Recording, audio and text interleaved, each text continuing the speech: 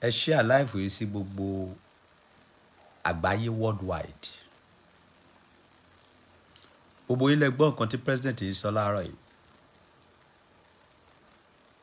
Ó máa nídìí kí a gba president yẹn ní àmọ̀ràn kékeré kan. Gbogbo ilé ti gbọ́ òyìnbó tí Tinubu kà á lẹ̀ jọ rẹpẹtẹ.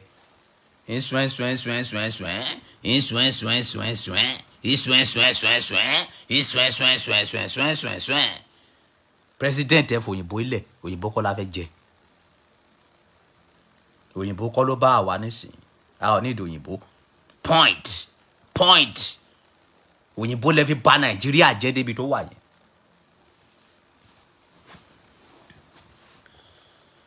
Gbogbo ẹ̀yin ọmọ Nàìjíríà. Gbogbo yín lẹ gbọ́ nǹkan tí president yìí ń sọ. Ọ̀rọ̀ ẹ̀yin ọmọ Nàìjíríà kò yé mi. Ọ̀rọ̀ ìwé tí ẹ kà, I don't understand. Kí ni wọ́n pè ní address? Nǹkan tèmi mọ̀ sí address ni wípé àwọn ènìyàn ń jà wípé nǹkan yìí ò dáa. Wípé nǹkan báyìí làwọn fẹ́. Ẹ fẹ́ wá bọ́ síta. Ẹ fẹ́ wá address wọn. Kì í ṣe ẹjọ́ la need.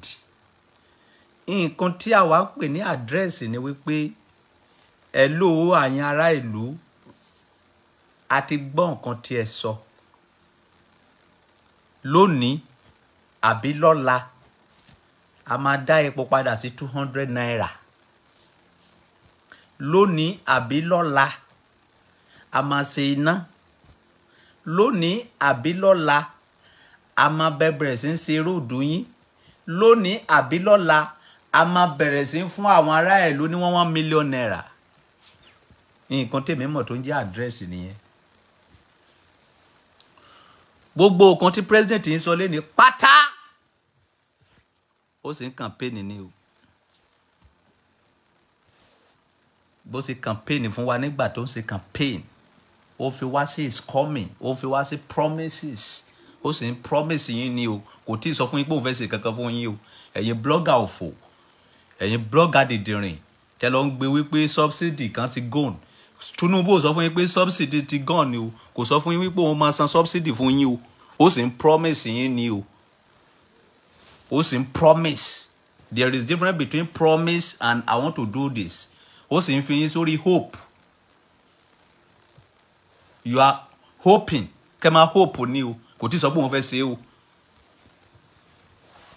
Tòró ṣeéṣe kó má yé yín. Torí mo rí àwọn bloggers dìdìrìn kan tó lọ ń gbé nǹkan kan wípé Tinubu sọ wípé a máa dá subsidy yẹn padà but it's unpainful. No! Kò bá yín sọ yẹn o. Ẹ padà lọ gbọ́ ọ̀kan tó sọ o. Ó ń promise ni o. Ó sì ń promise. Ó sì ń campaign. Nǹkan tó sì ń ṣe fún yín nìyẹn. Now, mo ti padà sí ọ̀dọ̀ Jagaban. Mo fẹ́ bá Jagaban sọ̀rọ̀ nísìn. President Tinubu Jagaban. This is King Solomon. Èmi ló sọ fún àwọn ọmọ Yorùbá wípé ọmọ ẹni ò ní ṣèdí bẹ̀bẹ̀rẹ̀ káfílẹ̀kẹ̀ sí di ọmọ ẹlòmíràn. Ọ̀dọ̀ mo ti mọ̀ wípé ẹ lè ṣe kankan tẹ́ bá débẹ̀. But try your best as a president. But mi ò fẹ́ kẹ́ máa lọ máa ní lọ́kàn wípé gbogbo ènìyàn ló gọ̀. Èmi personally mi ò kàwé. But nǹkan tó wà níbí ó ní agbára. A ò kì í ṣe dìdìrìn. Àwọn ènìyàn jáde wọ́n protest. Bókùn tí ẹ jẹ́ wípé àwọn tó jáde náà ilé tó pọ̀jù nínú wọn rí wọn ò pé. Because gbogbo protest òfò tó ń ṣe a ò rí point kankan dè mọ́ nínú nǹkan tó ń ṣe. Mo rí kan nínú wọn tó lọ sọ pé kán gbé price olóṣó wálẹ̀. Protest kan nìyẹn. Nǹkan tó ń kọ sí bánà wọn ni wípé end bad governance. end bad governance. Wọn ò really sọ nǹkan tó ń fẹ́. Ó ṣeéṣe kí nǹkan tí àwọn ará ìlú ń sọ kó má yé yín sà. Nǹkan tí àwọn ará ìlú fẹ́, nǹkan tí wọ́n. Epo tí ẹ gbé lọ sókè yẹn, ẹ gbé padà wálẹ̀. Nǹkan tí àwọn ará ìlú fẹ́ nìyẹn. Epo tó lọ sókè yẹn, ẹ gbé padà wá sílẹ̀. Nítorí pé àwọn tó ń sọ wípé end bad governors tí ẹ bá end governor Tinubu ta lẹ fẹ́ fi síbẹ̀. Ṣé ti rí ẹlòmíì tẹ́ fẹ́ fi síbẹ̀? Ẹ ti rí good person tẹ́ fẹ́ fi síbẹ̀ nígbà tẹ́ bá end Tinubu. Ṣé ti rí èèyàn míì tẹ́ fẹ́ fi síbẹ̀ tó tún gùdù? Gbogbo apáta èèyàn burúkú ni wá kò sẹ́ni tó dá ní Nàìjíríà. All of us, we are non-tech. Wèrè ní gbogbo wa, kò sẹ́ni tó gbádùn ní gbogbo wa. But eléyìí tó wà níbẹ̀ yìí, what we need is amendment. Baba mistake ló ṣe President Tinubu. You do a big mistake by removing subsidy. It's a big mistake. And it's not a mistake, it's a fraud. Removing subsidy in Nigeria is a fraud. It's not a mistake. So now, àwọn èèyàn wá bọ́ síta wọ́n bẹ̀rẹ̀ sí protest wípé ara ni wọ́n. Ẹ wá bọ́ síta. Ẹ wá ń sọ fún wa wípé ká fún yín ká ṣe sùúrù. Nígbà tẹ́ kọ́kọ́ wọlé, nǹkan tí ẹ bá wa sọ ni wípé let the poor breathe. Nígbà tẹ́ kọ́kọ́ bá wọlé, nǹkan tẹ́ promise wa ni wípé gbogbo epo tó lọ sókè a máa gbé wá sílẹ̀. Gbogbo gàrí tó lọ sókè a máa gbé wá sílẹ̀. Ẹ gbé kankan wá sílẹ̀ látijọ́ yìí, ẹ ń gbé gbogbo ẹ lọ sókè ni. So tẹ́ bá fẹ́ wá address wa, kì í ṣe òyìnbó la fẹ́ gbọ́. Òyìnbó ló bà Nàìjíríà jẹ́. Okay? Ẹ ló ẹ̀yin ọmọ Nàìjíríà. Mo mọ̀ wípé ara ni yín. Now, láti sísìn yìí lọ, epo di 200 naira. Nǹkan tá fẹ́ gbọ́ nìyẹn. Kì í ṣe ká máa wàásù fún wa bí àwọn ẹlẹ́jọ́ fà. Ẹ lọ ṣe sùúrù. Plan ta ní sí Nàìjíríà kó lè wá sí ìmúṣẹ. Ẹ̀yin tí ẹ ń protest, ẹ rọra, ẹ má ṣe gbá, ẹ má ṣàwo. You treat us like a fool, sir. Ẹ ti wò wípé àwọn eléyìí ẹran ni wọ́n pé wọn ò gbọ́n, wọn ò mọ nǹkan tó ń ṣe. Ẹni kan stop protest. Kí ni ìgbésẹ̀ tẹ́ ti gbé tó ń fẹ́ fi stop protest? Ìgbésẹ̀ wo lẹ ti gbé tó fẹ́ fi stop protest yẹn mo fẹ́ mọ̀. Ṣé ẹ ti dá ipò padà wá sílẹ̀ tó fẹ́ fi stop protest? I'm asking you, Mr. President. Ṣé ẹ ti gbé ipò wálẹ̀ tó fẹ́ fi stop protest? Why are they protesting? They are protesting because ìlú le. Because something is hard. What are the steps that have you take to make them stop protest? Point ìtarí tí mo ní gbogbo kọ́tẹ́ sọ ni wípé àwọn kan ló ń lo àwọn òṣèlú kan ló ń lo àwọn ènìyàn láti ṣe protest. No.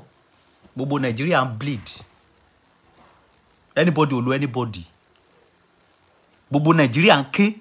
Inú bíbọ. Gbogbo Nigeria ń bleed. Ebi ń pa anybody. Rírìn orí mi bó ṣe yọ ni.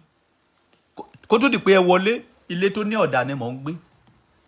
Mr. President, kó tó di pé ẹ wọ ibi tẹ́ wà yìí, ilé tí mo ń gbé ó ní ọ̀dà. Láìlọ́ọ̀dù lé mi kúrò nínú ilé ni mo fi wá ń gbé ilé 25,000 per month. Òun ni ilé náà ni wọ́n kùn yìí. Ayé àtijọ́ tí ọba Solomon bá bọ́ sórí láìní tí bá ṣépè sọ àwọn ènìyàn wọ́n fún mi lówó. Nísìn bí wọ́n bẹ̀ wọ́n gan wọ́n fún mi. Gbogbo ẹ ti krẹ́, gbogbo ẹ ti dípa, gbogbo ẹ ti lẹ̀pọ̀. Gbogbo imú àwọn tálákà ti dí. Poor gan ọ̀ráyè breast mọ́ in any circumstances area. So gbogbo address tẹ́ ṣe láàárọ̀ yìí fake address ni. Ẹ ò tí ì ṣe address táwa fẹ́ gbọ́. Gbogbo address tẹ́ ṣe láàárọ̀ yìí bí ìgbà tó yẹ pé wá campaign, bí ìgbà tó yẹ pé wá wàásù fún wa ni, bí ìgbà tó jẹ́ wípé ẹ fi ọwọ́ ọlá gbá wa lójú ni, bí ìgbà tó jẹ́ pé ẹ ń tẹ ẹ̀tọ́ ọmọ Nàìjíríà mọ́lẹ̀ ni. Because I need to tell you the truth. Mi ò lè torí pé ẹjọ́ ọmọ Yorùbá ká máa purọ́ fúnra wa. I need to tell you reality. Address tẹ́ wá ṣe láàárọ̀ yìí o fake address ni. That one is not address. You oppress wa. ṣé ẹ mọ iye ènìyàn tó ti kú fún protest tó ti ṣe yìí ẹ mọ iye táwọn ẹ̀mí wọn ẹ fẹ́ kí àwọn ẹ̀mí èèyàn bí 1 billion kó ṣòfò kẹ́tù dípẹ́ máa ṣe solution àbí. If you want to take action, take action. If you want to kill all of us, man. Mr. President, this address that you do this morning is fake. That one is not address. You are campaigning. You are preaching. We don't want to hear preaching, and we don't want to hear campaigning. We want to hear what we want to do. What is the solution? What is the way out? What is the step that you want to take now? Are you going to bring the fuel money down? That is what we want to hear. Ṣé fẹ́ gbé epo wá sílẹ̀ ni èwo lẹ fẹ́ ṣe gangan kì í ṣe ká máa wàásù fún wa ń bí. Anyone stop protest? Stop protest because of what? On top of point. On top of what point? No ma fi stop protest yẹn. Tó bá yẹ pé ẹ̀rù tear gas tó ń bà mí ní ẹ̀rù pé bí àmì ò ní bọ́ ìta ni. But ojú mi yóò fàyè gba tear gas. Tójú mi bá bọ́ tear gas tó jẹ́ wípé tó bá wọ ojú mi àti tear gas ọ̀tá ni. Tó bá yẹ pé tear gas tó bá yẹ pé mi àti tear gas tájọ jẹ́ ọ̀tá sẹ́rù pé mi náà ní bọ́ ìta ni. Èmi àti tear gas ọ̀rẹ́ mo hate tear gas gan. Tó bá yẹ bẹ́ẹ̀ ẹ bá ti rí èmi fúra mẹ́ta. But ẹ ò lè sọ fún àwọn èèyàn pé kó má ṣe protest unless you take any action. Your action will tell us not to do protest, not your mouth. Your step will tell us not to do protest, not your mouth. Because we need in this ìkórìtà ní ìkórìtà ibi tí a dé. A gbọ́dọ̀ bára wa sòtítọ́ ọ̀rọ̀. Tá bá ń sọ fún àwọn ará ìlú wípé ìjọba Nàìjíríà ti bàjẹ́ tẹ́lẹ̀ kí Tinubu tó débẹ̀ ẹ fún láyè dé à ń tanra wa ni kò sáyè ta fún ẹ fún yín mọ́. You have ẹ ti lo ọdún kan láàárín ọdún kan yẹn àrí nǹkan ẹyọkan tí ẹ ṣe. Nǹkan ẹyọkan báyìí láàárín gbogbo wọn yìí ẹ tẹ́ ẹ lò. Ẹ lè ṣe kan fún àwọn olówó lè rí kan tẹ́ ẹ ṣe o but we tálákà we poor masses a ò rí pain nǹkan ẹyọkan tí ẹ ṣe tó ṣe wá láǹfààní tó jẹ́ àwọn tálákà tó ṣe tálákà láǹfààní ìjọba ẹ lè ṣe àwọn olówó láǹfààní kò ṣe tálákà láǹfààní kankan. Ó dákún ìṣòro wa ni. Please, whether you will readdress us, Mr. President, address tẹ̀sí láàárọ̀ yẹn ẹ máa readdress yẹn wípé hello ẹ̀yàn ará ìlú àti gbọ́ egbe yín àti gbọ́ ẹkún yín mo dẹ̀ ìka gan lẹ́ ń ṣe tẹ́lẹ̀ ṣébo ẹ fẹ́ sọ fún wa pé ẹ mọ̀ pé ìyà jẹ Nàìjíríà ni ṣé ó dìgbà tí wọ́n bá protest kan tó mọ̀ pé ìyà jẹ Nàìjíríà. Gbogbo àwọn ajá tó wà ládùúgbò mi ló ti rù tán. Ayé àtijọ́ àwọn ajá wọn máa sanra bọ̀dọ̀ wọn ró jẹjẹ lórí àtìtàn wọn ró jẹ gbogbo àwọn ajá àwọn ẹdìyẹ tó wà ládùúgbò mi gbogbo wọn ló ti rù tán tó ti gbẹ. Ìgbà tí mo rí ajá kan lánàá àánú ṣe mi wípé kò sóúnjẹ mọ́ ní ìgboro kò sóúnjẹ tí àwọn èèyàn dànù mọ́. So please, Mr. President, readdress Nigerians. This address that you do today is a rightness to all Nigeria. It's not address.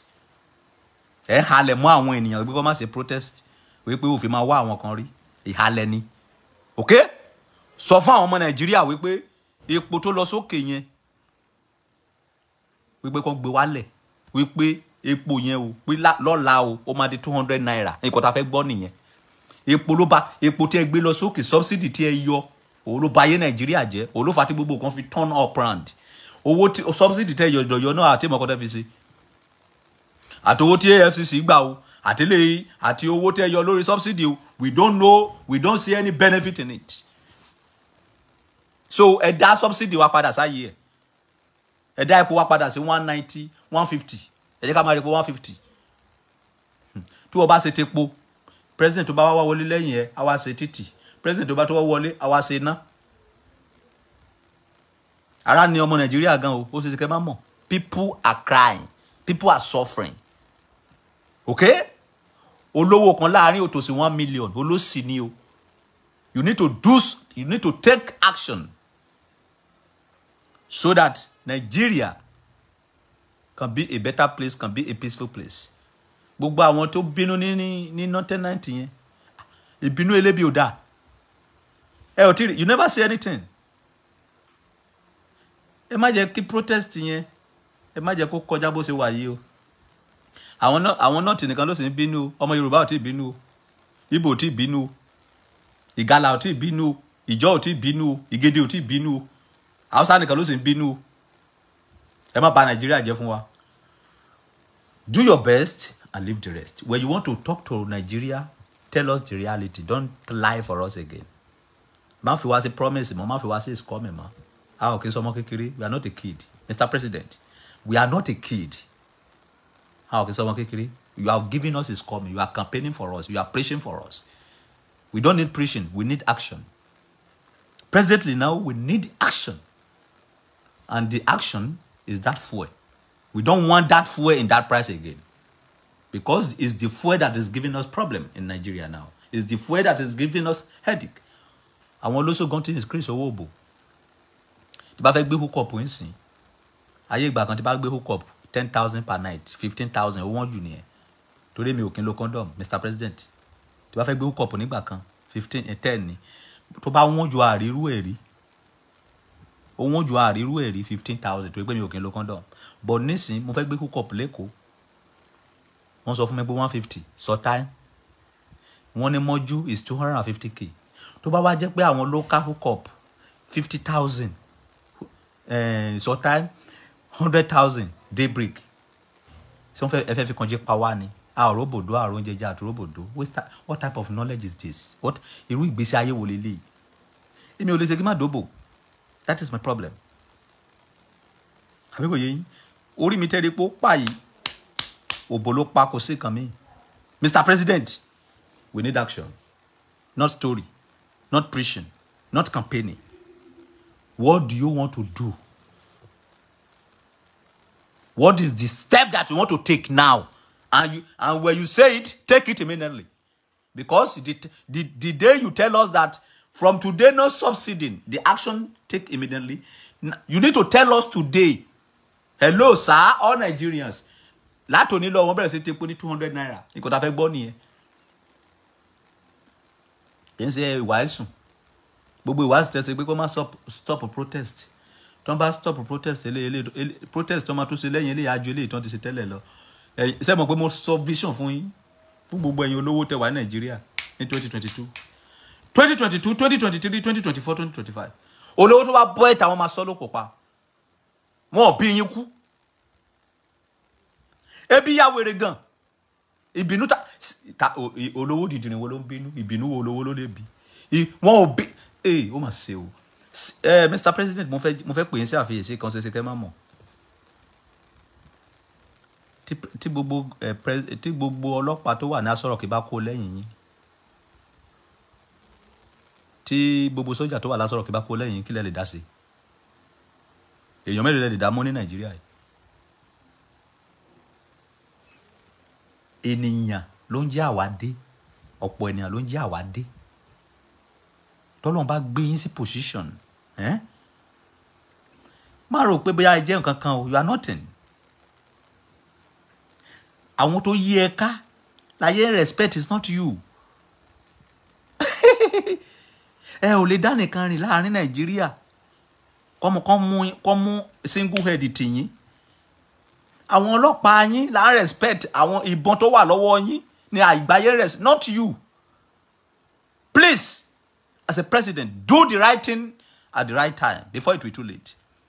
The fuel is too high. That subsidy wa padà sáyé. We don't care what we want to use the money for. Let the fuel go back to 200 naira. Let our fuel go back to 200 naira because it's the fuel that is empower the nation. Epo ni agbára wa. Epo tí epo bá ti wọ́n gbogbo kan gbọ́dọ̀ wọ́n. That is my protest. We don't tell you to remove yourself from president. That subsidy money. Ẹ̀dá padà sáyé. Kamara epo wa ní 1,000. Kamara epo wa ní 200 naira. Àbí 150 naira. Oye tẹ́ ń tepo ti pọ̀ jù ní Nàìjíríà. That is what we want from you. And when you want to come and address us, don't preach for us again. We don't need your preaching.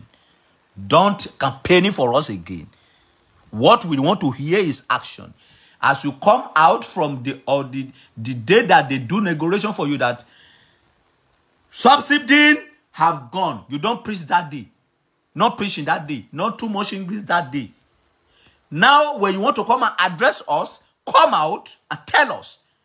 Now, from today, fuel have go back to 200 naira. That is what we want to hear. So please, I beg you, Nigerians, don't vex for all what we have done for you.